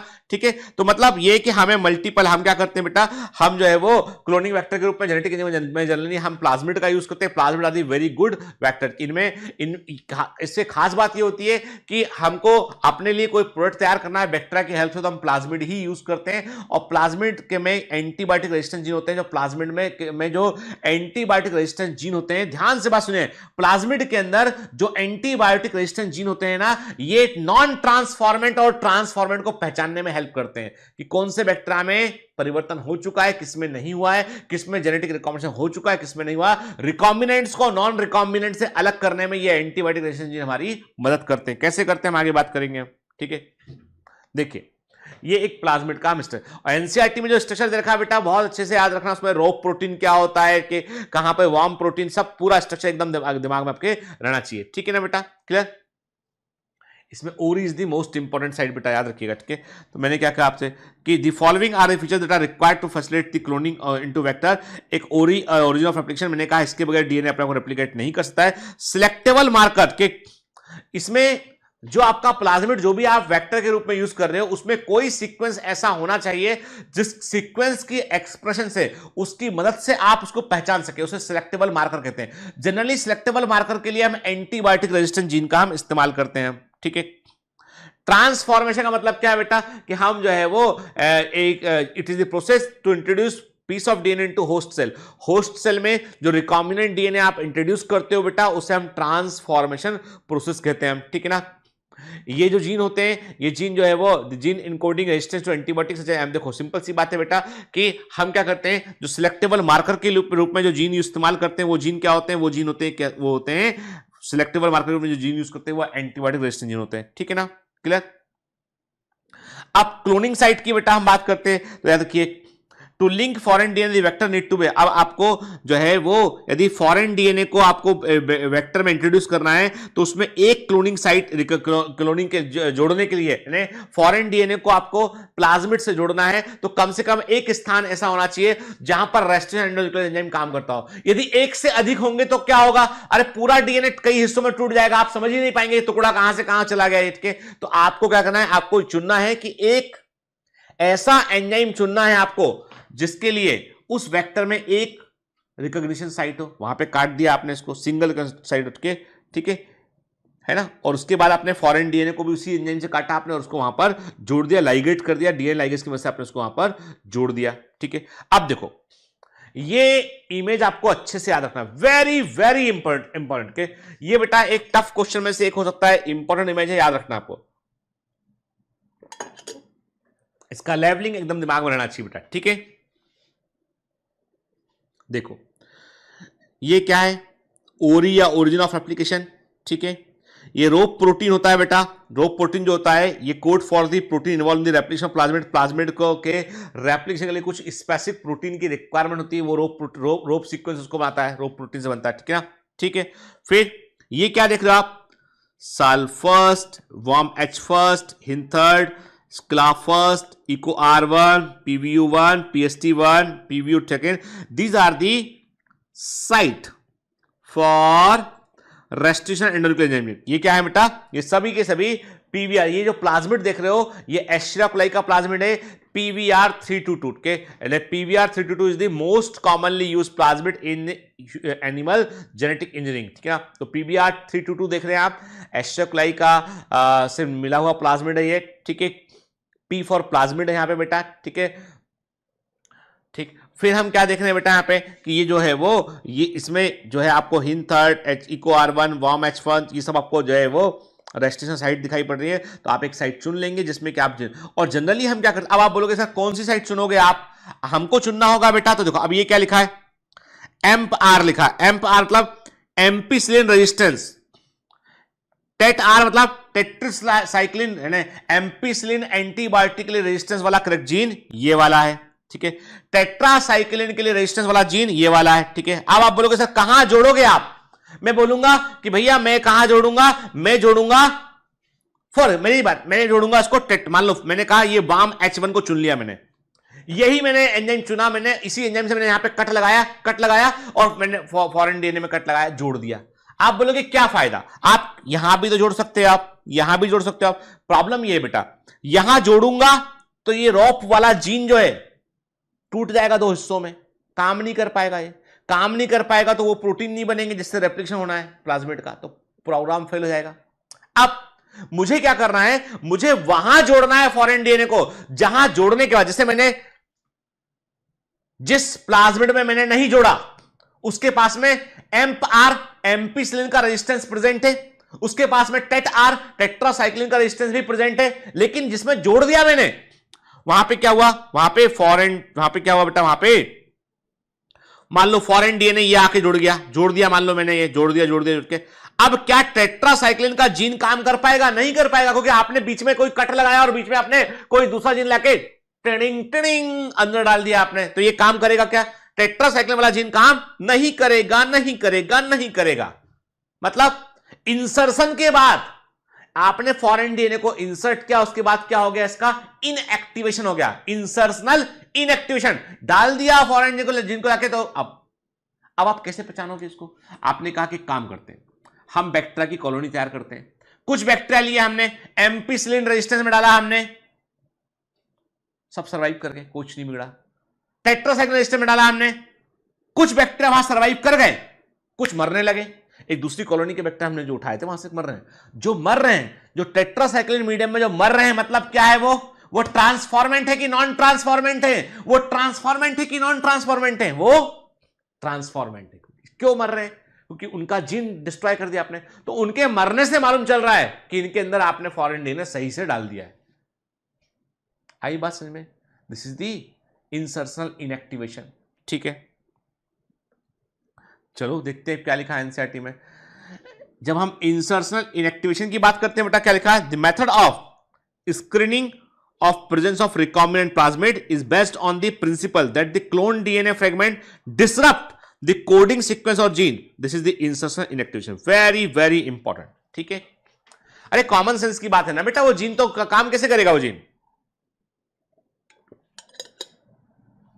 ठीक है ना। आगे बढ़ते हैं, देखिए एक बड़ा अच्छा एग्जांपल है, उन्होंने कहा कि देखो ऐसा है कि एंटीबायोटिक के साथ तो बड़ी मुसीबत है, मुसीबत ये है कि मारकर पता कर रहे हो आप, मारकर पता कर रहे हो कि हाँ इसमें अच्छा हो गया था काम, ये मर गया इसलिए मतलब हमने जोड़ दिया इसमें, ये तो गड़बड़ मामला है ना।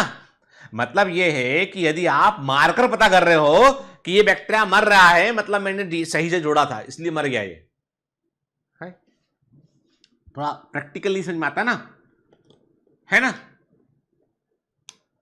कहने का मतलब यह है कि अब आपको कुछ ऐसा ढूंढना पड़ेगा जिससे आप ये पहचान सकें ट्रांसफॉर्मेंट और नॉन ट्रांसफॉर्मेंट में अंतर कर सकें। फिर साइंटिस्ट और पता लगाए, पता चला उन्हें कि हाँ प्लाज्मिड में एक जीन ये भी होता है जो जिसके पास में बीटा गैलेक्टोसाइडेज एंजाइम जो होता है उसे बनाने की क्षमता होती है। बीटा गैलेक्टोसाइडेज एंजाइम बनाने वाली की क्षमता वाला जीन भी प्लाज्मिड के अंदर प्रेजेंट है। यदि हमने ऐसे प्लाज्मिड को इस्तेमाल किया तो बढ़िया बात है। कैसे? क्योंकि बीटा गैलेक्टोसाइडेज जो होता है वो एक केमिकल सब्सटेंस पर क्रिया करता है और उसको वो ब्लू कलर में ना, जो व्हाइट कलर का एक सब्सटेंस होता है उस पर बीटा गैलेक्टोसाइडेज काम करता है और उसे ब्लू कलर में कन्वर्ट करता है। मतलब नॉर्मल कंडीशन में जब जीन जेड बीटा गैलेक्टोसाइडेज का जीन है काम करेगा, बीटा गैलेक्टोसाइडेज एंजाइम बनेगा और वो व्हाइट कलर के पिगमेंट के एजेंट को ब्लू कलर में कन्वर्ट कर देगा। ठीक है, अब क्या किया इन्होंने कहा जिस बैक्टीरिया में आपने उस जीन में कोई परिवर्तन नहीं किया है वो व्हाइट को ब्लू में कन्वर्ट कर देगा, और जिसमें आपने डाल दिया, कट लगाया आपने, जीन जेड में कट लगाया, अपना फॉरेन डीएनए डाल दिया आपने उसमें, अब वो जीन जेड काम नहीं कर पाएगा तो कॉलोनी का कलर चेंज नहीं होगा। तो मारना नहीं पड़ा, केवल कलर देख के समझ गए आपकी कलर चेंज नहीं हो रहा है, मतलब ये ट्रांसफॉर्मेंट बैक्टीरिया है, ये रिकॉम्बिनेंट बैक्टीरिया है। क्लियर? देखो ध्यान से बेटा, इसको देखिए ना, insert with in gene Z में यदि आपने इंसर्ट किया है फॉरेन डीएनए को तो व्हाइट कॉलोनीज दिखाई पड़ेंगी। यदि आपने जीन जेड के बाहर इंसर्ट किया है तो कॉलोनी ब्लू हो जाएगी, यदि आपने इंसर्ट नहीं किया तो भी कॉलोनी ब्लू रहेगी। लेकिन आप चूंकि यदि जेड जीन के बाहर इंसर्ट करेंगे तो पता ही नहीं चलेगा आपको कि कौन सा ब्लू कॉलोनी नॉर्मल का है, कौन सा ब्लू कॉलोनी इंसर्ट वाला है। आपने जीन जेड में जब आपने फॉरेन डीएनए को इंसर्ट किया, जीन जेड को आपने इनएक्टिवेट कर दिया, तो इसे क्या बोला आपने, इंसर्शनल इनएक्टिवेशन बोला। जीन जेड इनएक्टिव हो गया, कॉलोनी का कलर बदलना बंद हो गया। ठीक है, क्लियर? चलिए आगे बढ़ते हैं। Vectors for cloning gene in plant and animal में हम वेक्टर्स की बात करते हैं। तो मैंने कहा एग्रोबैक्टीरियम ट्यूमीफेशियन जो होते हैं, इनका इस्तेमाल हम क्या करते हैं बेटा, इनका इस्तेमाल प्लांट जेनेटिक, ये तो वायरस वाला हिस्सा है, ठीक है, स्लाइड में। ठीक है, अभी हम वायरल वेक्टर की बात कर चुके हैं ऑलरेडी पहले, तो दोबारा बात नहीं करेंगे। अभी हम बात करते हैं एग्रोबैक्टीरियम ट्यूमीफेशियन जो होते हैं, ये प्लांट में अटैक करने वाले बैक्टीरिया होते हैं जो प्लांट में प्लांट ट्यूमर करते हैं, और प्लांट ट्यूमर को हम बोलते हैं क्राउन गॉल डिजीज बोलते हैं, क्राउन गॉल डिजीज कहते हैं, वो करते हैं इसमें। ठीक है, तो इनके पास में टीडीएनए होता है जो नॉर्मल सेल को ट्यूमर सेल में कन्वर्ट करता है, और ये अपने टीडीएनए को प्लांट सेल में इंट्रोड्यूस करते हैं और वहां पर अपने डीएनए को एक्सप्रेस करवाते हैं, इसलिए वो सेल जो है वो ट्यूमर सेल में कन्वर्ट हो जाती है। ठीक है, इनके लिए, इन बैक्टीरिया के लिए वो केमिकल्स को प्रोड्यूस करता है, इससे ये ग्रो कर पाता है आसानी से। ठीक है, रिट्रोवायरस जो होते हैं ये भी कैंसर सेल को ऐसे, ये भी क्या करते हैं, रिट्रोवायरस भी जो है वो कैंसर को प्रोड्यूस करते हैं, ये भी अपने जीनोम को जो है वो नॉर्मल सेल में इंट्रोड्यूस करते हैं, और नॉर्मल सेल के जीनोम में अपना जीनोम इंट्रोड्यूस कर देंगे, और वो जो है नॉर्मल सेल जो है वो कैंसर सेल में कन्वर्ट होती है। तो कई रिट्रोवायरस जो है वो कैंसर प्रोड्यूस कर सकते हैं। ठीक है, तो ये भी एग्जाम्पल है यहां पर कि हम देख रहे हैं कि जो है वो एक वेक्टर के रूप में वायरस और दूसरे वेक्टर यूज हो रहे हैं। याद रखिएगा, प्लांट जेनेटिक इंजीनियरिंग में जो नेचुरल जेनेटिक इंजीनियर है, प्राकृतिक genetic engineer, natural genetic engineer होता है एग्रोबैक्टीरियम ट्यूमीफेशियन, जो प्रकृति में अपने आप काम कर रहा है, वो जेनेटिक इंजीनियरिंग में काम कर रहा है, अपना टीडीएनए प्लांट में डाल देगा वो। ठीक है, एनिमल जेनेटिक इंजीनियरिंग में सबसे कॉमन जिस वायरस का हम यूज करते हैं वो है एस्चेरिया कोलाई। ठीक है, तो हम ट्यूमर इंड्यूसिंग जो जीन होता है टीआई प्लाज्मिड, जिसमें होता है एग्रोबैक्टीरियम ट्यूमीफेशियन में टीआई प्लाज्मिड होता है, टीआई प्लाज्मिड का फुल फॉर्म है ट्यूमर इंड्यूसिंग प्लाज्मिड। इसको हम मॉडिफाई करते हैं, और इसको मॉडिफाई करने के बाद इसको हम वेक्टर के रूप में यूज कर सकते हैं। तो प्लांट जेनेटिक इंजीनियरिंग, याद रखिएगा, प्लांट जेनेटिक इंजीनियरिंग में सबसे कॉमन जो प्लाज्मिड यूज होता है वो होता है टीआई प्लाज्मिड, और एनिमल जेनेटिक इंजीनियरिंग में होता है पीबीआर 322। ठीक है, एस्चेरिया कोलाई का प्लाज्मिड यूज करते हैं एनिमल जेनेटिक इंजीनियरिंग में, और टीआई प्लाज्मिड एग्रोबैक्टीरियम का यूज करते हैं प्लांट जेनेटिक इंजीनियरिंग में। ठीक है ना, क्लियर? ठीक, फिर अब हमें क्या चाहिए, अब ये सब तो हो गया, अब हमको चाहिए कि एक हमको अच्छा होस्ट चाहिए, जिस होस्ट में हम रिकॉम्बिनेंट डीएनए को इंट्रोड्यूस कर सकें।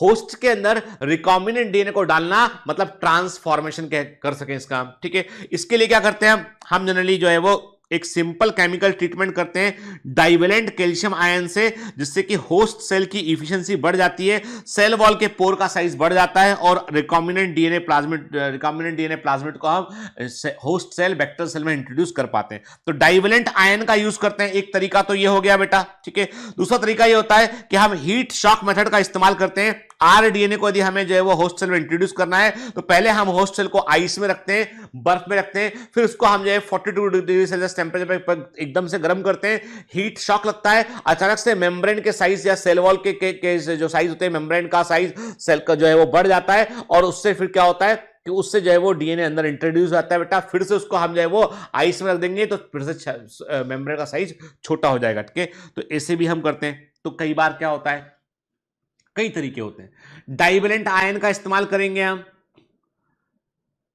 उससे भी सेल वॉल के पोर ब्रॉड हो जाते हैं, पर सेल मेम्ब्रेन के पोर ब्रॉड करना है तो हम हीट शॉक का इस्तेमाल कर सकते हैं हम। ठीक है, फिर साइंटिस्ट कहते हैं कि अब हमारे पास नैनो टेक्नोलॉजी है, हम बिल्कुल जो है वो एकदम नैनो लेवल पे जाके भी काम कर सकते हैं। ठीक है, 10⁻⁹ मीटर मतलब नैनोमीटर की बात कर रहे हैं हम, उस लेवल की टेक्नोलॉजी हमारे पास है। तो माइक्रो इंजेक्शन भी लगा सकते हैं हम, कि मतलब आरडीएनए को सीधा हम सेल के अंदर जो है इंजेक्ट करते हैं सीधा। इतने महीन इंजेक्शन भी जो है कंप्यूटर ऑपरेटर इंजेक्शन भी मार्केट में अवेलेबल हो चुके हैं, जिन्हें हम ग्लास माइक्रोपिपेट का वहां इस्तेमाल करते हैं हम। ठीक है, फिर जीन गन होती है, बायोलिस्टिक या जीन गन, यानी हम क्या करते हैं इसमें, हम जो है वो जीन गन मेथड में क्या करते हैं, हमारे पास हमारे पास जो है वो एक मेथड होता है इसमें कि हम माइक्रोस्कोपिक पार्टिकल जो गोल्ड के या टंगस्टन के बने होते हैं, उसमें हम डीएनए जिस डीएनए को हमें इंट्रोड्यूस करना है उसको उसके ऊपर लपेट देते हैं हम। आप देखिए गोल्ड के पार्टिकल्स हैं, इनके ऊपर हमने जो है डीएनए को लपेट दिया हमने, तो डीएनए गोल्ड नैनो कॉम्प्लेक्स बन गया है, और बंदूक से हमने फायर कर दिया है। ये सेल में अंदर इंट्रोड्यूस करेंगे, और ये फाइनली सेल के अंदर ये इतने बारीक पार्टिकल होते हैं, ये ये सेल के अंदर पहुंच जाएंगे, डीएनए को जो है वहां पे इंट्रोड्यूस कर देंगे।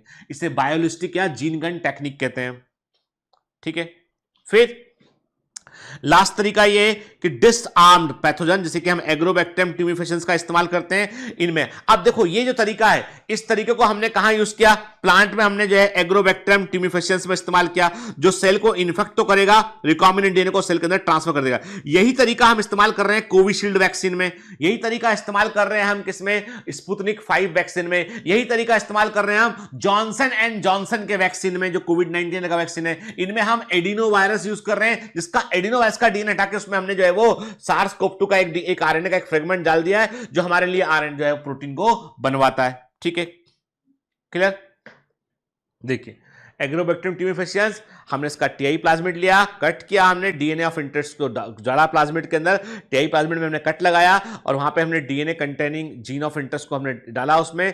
फिर इसको हमने जो है क्या किया, इसको हमने जो है वापस वेक्टर सेल में डाला, हमने इसको क्या किया होता है, इस टीडीएनए को इसमें जो है वो उसको लिया हमने और उसको हमने इस वेक्टर सेल में प्लांट को इन्फेक्ट करा दिया हमने, तो अब प्लांट के अंदर ये जीन को पहुंचा देगा ये, ठीक है ना बेटा, क्लियर। चल, तो यहां पर हमने क्या बात किया, हमने आज पूरा हमने टूल्स एंड टेक्निक देखा हमने आज के। अभी इसका हम नेक्स्ट क्लास में बात क्या करेंगे, इससे आगे बात करेंगे कि बेटा डाउन स्ट्रीम प्रोसेसिंग क्या होता है, कि तो और जो चीजें बची हुई है एप्लीकेशन प्रोसेस एंड जो है वो टेक्निक्स में, तो उन पे हम आगे बेटा बात करेंगे, ठीक है, प्रिंसिपल एंड प्रोसेस में, ठीक है। तो आगे हम बात करेंगे। तो मुझे पूरी उम्मीद है कि आज का लेक्चर आपको समझ में बेटा आना चाहिए और कोशिश पूरी कीजिएगा इसको समझने की, क्योंकि देखो ये क्या बहुत टेक्निकल है। यदि आपने मॉलिक्यूलर बेस ऑफ इनहेरिटेंस को अच्छे से पढ़ा है तो बातें समझ में आएंगी, जेनेटिक्स ठीक से पढ़ा है बातें समझ में आएंगी, ठीक है। मैडम ने जो बायोलॉजिकल क्लासिफिकेशन में आपको मोनेरा पढ़ाया वो अपने ठीक से पढ़ा है तो चीजें समझ में आपको आएंगी, है ना बेटा, ठीक है। तो थोड़ा खुला रखिए, क्योंकि सब चैप्टर आपस में कहीं ना कहीं इंटरकनेक्टेड होते हैं बेटा, ठीक है ना। तो चलिए पढ़ते रहिए, मेहनत करते रहिए, ऑल द बेस्ट।